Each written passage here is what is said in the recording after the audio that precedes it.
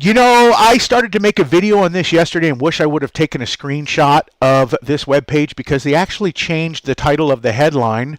And I was like, oh my God, the title of this headline is over the top.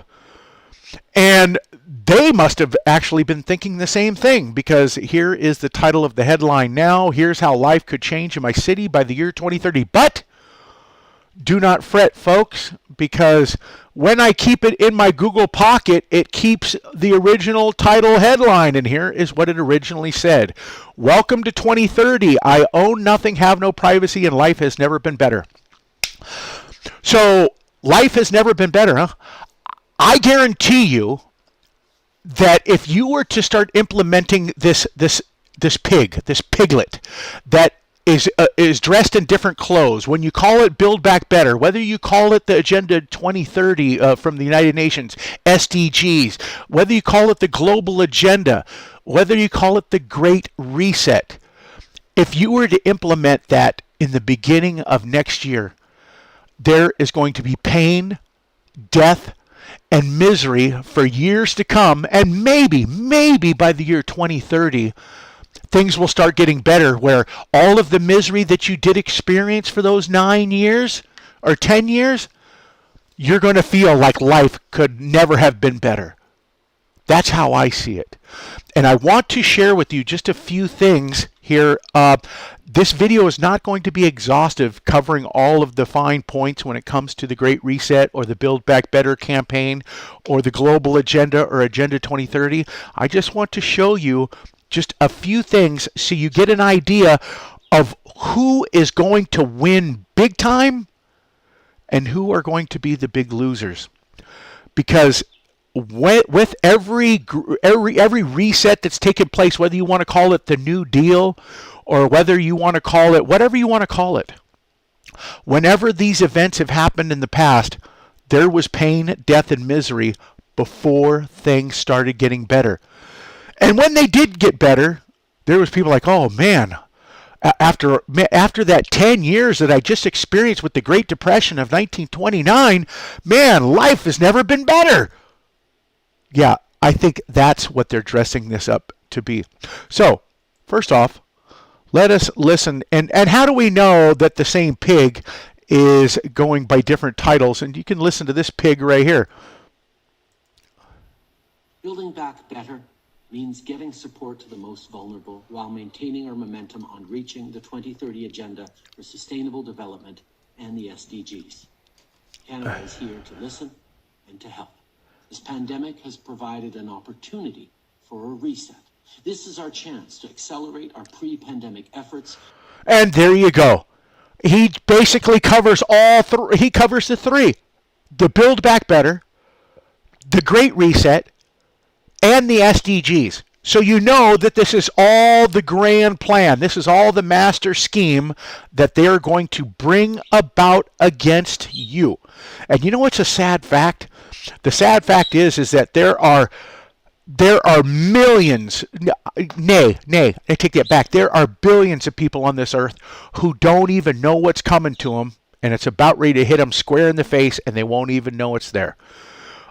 This is all this stuff right here is being shown to us. It's being presented to us. It is hitting us. We're talking about it. But there are billions of people out there who don't even know about this stuff, don't know the facts, and don't know that they're about ready to experience some pain and misery in the very near future. So I was listening to this video that someone had posted somewhere, and here's what I think. I think actually this video was titled something else, and I think that when the whole Great Reset business started becoming in vogue, or I don't even want to say that it's in vogue. It's not in vogue to me, but when it started being prevalent out there, out in the open, I think they changed the title of their video to the Great Reset. That's just my opinion. I don't know. I can't prove that. But let's listen, because when I listen to this, that is what set me on my journey to find out about the last 2 times that we had a reset or a new deal or whatever you want to call it that came about after a Great Depression. Because I think that with this Great Reset is going to come a huge, painful recession. And let's listen to what he says. that we are staring in the face of a third depression, and that's not, people who I'm also big fans of, Nouriel Roubini and others, that's serious business. So what I was able to do over the course of the past 9 months was go back and look at the two previous analogous events, the Great Depression of 1929 in the 1930s, and then the Panic and Long Depression of 1873, and also try to take a look at some trends and tendencies, emergent patterns in our current society. Right. Well, I know the emerging trends that are going on is that corporations are pushing for this UN agenda, this Great Reset, and it seems like they are the ones who are going to be benefiting the most. But, okay, enough with that. I will leave links in the description box so that you guys can watch this, because the reason why I think that this was actually a video that was retitled to the Great Reset, I haven't listened to the whole video, but I listened to quite a bit of it, and I did not hear anything about any Great Reset being said. But the video does have some very interesting stuff that you may want to watch and learn for yourself. I learned some stuff. So, I want to take you now to Deagle.com, and we've already covered this. And what makes me think that there's going to be a very painful misery that's coming, not only for the globe, but for the United States. I mean, if you look at the big hit that the United States takes according to the projections of Deagle.com, we are in for a serious world of hurt. This website is non-profit, built on spare time, and we provide our information and services as is without further explanations and or guarantees. We are not linked to any government. Take into account that the forecast is nothing more than a game of numbers, whether flawed or correct, based upon some speculative assumptions. Well, you know what, folks? That's what we have to do out here, because these elites, these people who throw their signs and symbols or their plans into your face and expect you to be able to figure out what they're talking about, we have to make speculative assumptions. And what do I mean by that? When we were watching all of our movies way back in the day, the 80s, the 90s, and there would be these little signs that 9/11 was going to take place, but we didn't know what to look for. We had no idea that they were putting that stuff in our face. So now that we know that they do these things, we have to make assumptions. We have to start investigating. We have to do what we do best on this platform, and that is to try to get down to the facts. Okay, so anyway, the United States, according to Deagle, and if you look, and when we were making the original Deagle videos back in 2014, 2015, and we were looking at the projections that said 2025, there was going to be a big hit. And as a matter of fact, it went from 320 million people down to its lowest at 51 million. And there was so many people going, "No, you're reading that wrong, bud. It's going to be 51 million less." No, folks. No. It was 51 million grand total for the United States. Hey, but here's a plus. Here's a plus. Deagle.com's projection now has raised it from 51 to 99. So previously it was 33 million, 326 million down, or 326 million people total, and it's down 70%. So as you can see, if the Great Reset does happen, as I'm feeling that it's going to, and we won't be able to do anything about it, maybe we'll be able to take up arms, and maybe we'll be able to fight. But I think that that's exactly what they're hoping for. That's exactly what they're expecting. And I think that that's part of the big hit that the United States is going to take. Why? Because we're the biggest gun-owning population on this globe, folks. And you know that when there's going to be a war here and we're going to be fighting off everything we got against those who are going to try to take from us, we are going to lose a lot in that fight. And they have been projecting for this. That is my assumption. That's what I assume. Tell me that I'm wrong. But I'm going to take you down to the disclaimer down here, folks. God dang it. Let's go down to the bottom here, this disclaimer. And this disclaimer was put up September, as you can see, Friday, September the 25th. And I'm going to leave links in the description box. I'm not going to read over the whole disclaimer for you, but they go in here and they talk about the Great Reset. They talk about COVID. Do you remember last time when we were doing the videos on Deagle.com and they go, and it was so funny. All of you who've been following me for the longest, you know exactly what I'm talking about. When we started making videos about Deagle, what did they do? They tried to claim, oh, no, we didn't put that up there. We didn't put these projections for the year 2025. We've been hacked. But we went back to the Wayback Machine, didn't we? And we found that Deagle.com has been making different projections at very low populations for the United States for the past 5 years before we made our videos. So for them to say that, they would have had to have been hacked every year, and someone would have had to have changed their projections. And then what was funny is that when we pointed that out, then Deagle put a disclaimer on there and going, okay, we weren't hacked, but here's the deal. We're taking into account for viruses and blah, blah, blah. And I was like, when this COVID-19 came out, and I was thinking when I was in jail or prison, I was thinking, oh my God, I remember Deagle.com talking about all this shit. What's really going on out there? I can't wait to get out there and get all this figured out. But I do know this. I do know that there's going to be pain and misery coming, because with every reset, with every new deal, with everything that's happened before in the past 200 years, 1870s, the Great Depression of the 1930s, is that whenever there was a reset or a new deal, if you want to call it, or whatever you want to call it, there was pain and misery. And folks, there is pain and misery coming to us. So what I want to show you is this. Just remember that once the pain and misery subsides, this is what they have projected for you. You're going to own nothing. You will have no privacy. But after all the pain and the misery that you're going to experience for 10 years, you're going to feel as if life had never been better. And it's coming. So once I was watching this video right here and listening to this guy talk about the Great Depression and all of the things that came with it, listen to the video, all of the things that came with it, I started doing some digging. And I found some very interesting things when it comes to food supply and when it comes to security. Okay, so I started digging up on about farmers and food and what all thrived during the Great Depression, and what corporations or what type of business survived and thrived during the Great Depression.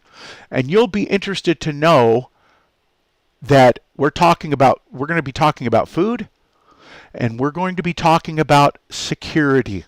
Okay? Those are the two things that we're going to be talking about here. So I want to remind everybody once again about the Sustainable Development Goals, and one of the main partnerships with these goals is none other than this corporation right here, Monsanto. Okay. How many of you remember that Monsanto has been the enemy of the big farmers in the United States for a very long time? As a matter of fact, they get the rights to these seeds or different things, and then guess what? They pretty much starve out the farmers. Just read this. Odds stacked against farmers. Feudalism has returned to farming in the U.S. and Canada, according to the U.S. Center for Food Safety's report detailing the domination over American staple crops by corporations and their ruthless prosecution of farmers. Once the link is dried on the technology agreement signed by the farmers buying genetically modified seed, they enter into contracts that effectively relinquish to Monsanto their right to plant. Okay. So when the Great Depression hit, and it hit farmers square in the frickin' family jewels, the Great Depression hits farms and cities in the 1930s. So when the Great Depression was going on, it pretty much starved out a lot of the farms. Oh, a lot of your big-time corporations, like, you know what's interesting? Kellogg's. Kellogg's is a part of the Kellogg's thrived. As a matter of fact, during the whole Great Depression, they were still advertising and everything else as if the Great Depression never even was going on. So what I'm telling you is that these corporations who have existed from before the Great Depression and through the Great Depression, they know how to survive. They know how things are going to work. They know how to make it through this whole thing that's going to be coming. So you'd think, well, hey, aren't a lot of corporations going to be taking a big hit? Excuse me, folks. Just to show you, just to show you, under the food section right here, I found this whole article to be very interesting. We'll leave links in the description box so you guys can check it out. The classic Depression era example is Kellogg's. Hello, Kellogg's. Where are they? Kellogg Company. Yeah. Whoops, where are we at here? No. Here we go. Kellogg's versus Post. The former chose to advertise more during the Depression while the latter slashed their advertising budget. And when the market consumer budgets recovered, Kellogg's remained top of mind and benefited from the consistent position. What does that tell you? They know how to survive, or them being a part of this, they're guaranteed to survive. They've done it once before. They're going to do it again. And they're all a part of it. They're all a part of this. Monsanto. So as I was saying, with this Great Depression, there's going to be a lot of pain and misery. And there's going to be crime on the rise. There may even be so much violence that there may be even cops leaving. And that's what's interesting. The whole push for the defund the police, so you can bring in your private security. So there's going to be thriving private security companies that are already thriving today that are going to be thriving even more. It's the simplest arithmetic of the Depression or of any recession. As the economy declines, violence and violent crime will rise. Despite budget shortfalls, local, federal, and military security forces will be increasingly called upon to secure our safety and cordon quarantine communities. Ooh, don't you just hate the sound of that? Use of private military and security companies by the United Nations. Yes, highlighted the increasing use of these private military security companies raise critical challenges to women, human rights, and the women, peace, and security agenda, including through a lack of accountability for perpetuation of gender-based violence. So, anyway, I understand that we're getting off into how women are being abused, whatever the case is.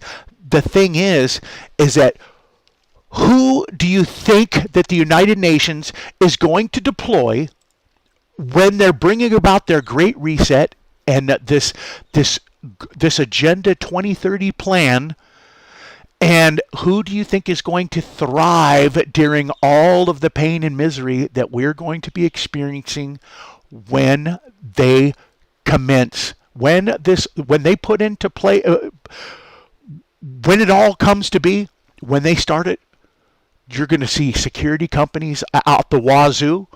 They're going to flourish during this whole great depressive reset. And you're going to see people like Monsanto and other corporations that made it. Let me tell you, you've had corporations like IBM, Coca-Cola, Pepsi-Cola. All of these corporations were in existence before the Great Depression, and they've been in existence since. And when all this goes down, and you notice all of the frickin' corporations that are involved with them, who are they? Where is it? Let me see. PepsiCo, Monsanto, Coca-Cola, Starbucks, Tyson Foods, Walmart, DuPont.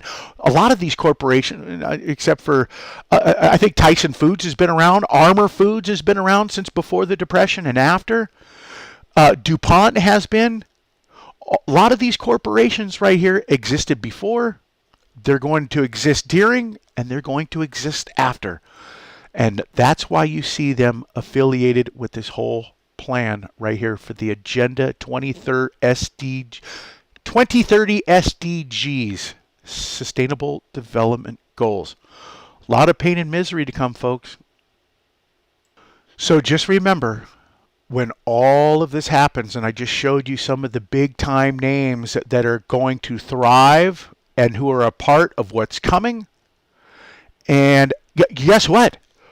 As soon as all this is said and done, you're right. Farmers are not going to own any farms. Why? Because it's all going to be controlled by one big, huge corporation. The thing is that Pepsi, Coke, and Nestle, they already own all of the bottling water. They own it. Now, guess what they want to own? They want to own all of the water so that you're going to have to pay to survive. If they could tax the air that you breathe, if they could can that up and sell it to you, they would. And now they're going to tax you with carbon taxes for the climate change. Well, isn't that just wonderful how they just worked out this whole grand scheme that is going to affect us all? But you don't have to worry about a thing, folks. You're not going to have any privacy. You're not going to own anything. But your life will never have been better. That's the stuff they're selling.